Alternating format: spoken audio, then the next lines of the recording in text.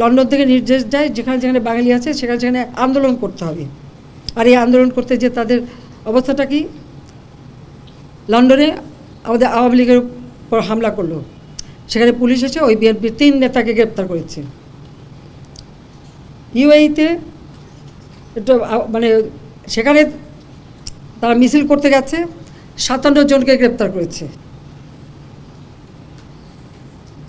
10 জন, এখানে মানে 3 জন হলো যাবজ্জীবন কারাদণ্ড, 16 জন 10 বছরের কারাদণ্ড, আর কয়েকজন 1 বছরের কারাদণ্ড, আর বাকিগুলিকে তারা এখন রাখবে না, তারা দেশে পাঠিয়ে দেবে। সেখানে তারা আমাকে গালি দিচ্ছে, দেশের বিরুদ্ধে তারা স্লোগান মিছিল। ওই দেশে আইন আছে, কেউ মিছিল করতে পারে না, কিন্তু তাদেরকে উস্কে দেওয়া হয়েছিল লন্ডন থেকেই যে মিছিল করতে হবে। তার মিছিল করতে যে শুধু নিজেদের চাকরি বাকরি রুজি রোজগার পথ যে হারালো তা না, আজকে যে বাঙালিরা ওখানে কাজ করে খায় তাদের মুখটা কোথায় থাকে, তাদের কি অবস্থা হয়, আর ভবিষ্যতে ওই দেশে আর নেবে কিনা। তারপরে আমি সাথে সাথে সেখানে আমাদের অ্যাম্বাসেডারের সাথে কথা বলছি, ওদের সাথে আমাদের ভালো সম্পর্ক, এখানে অ্যাম্বাসেডারের সাথে কথা বলেছি। তারা বলছে এই অপরাধীগুলি যে শাস্তি দিয়েছে এখানে আমাদের কিছু বলার নেই, তাদের দেশের আইনে এটা আছে।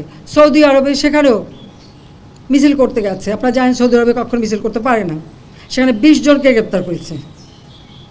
আর আপনারা জানেন সৌদি আরবের আইন, তাদের কতগুলি নিয়ম আছে যে কোন আইন ভাঙলে কী শাস্তি হবে, এবং সেটা এটা এমনও আছে যে গর্দানও কেটে দেয় প্রকাশ্যে, চুরি করলে হাত কেটে দেয়। তাহলে এই 20 জন মানুষ এবং সেই সাথে আমাদের যে লক্ষ লক্ষ কর্মী, তাদের ভবিষ্যৎটা কী? আমার সাথে সকলে একটা ভালো বন্ধুত্বপূর্ণ সম্পর্ক আছে বলেই তাদের কাছে আমি সাথে সাথে মেসেজ পাঠিয়েছি এবং দুঃখ প্রকাশ করেছি, এবং এই শাস্তি এটা তাদের আইনে, কাজে এখানে আমাদের কিছু বলার নেই। এই বার্তাটা তাদের পৌঁছে দিয়েছি, তাতে অন্তত আমাদের এখন যে 20-22 লাখ মানুষ ওখানে কাজ করে তারা যেন নিরাপদ থাকে, সেইটুকুর জন্য এইটুকু আমি করেছি।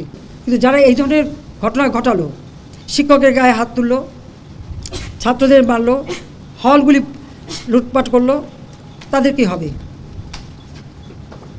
সারা বাংলাদেশটাকে একটা মানে নরক বানানোর চেষ্টা।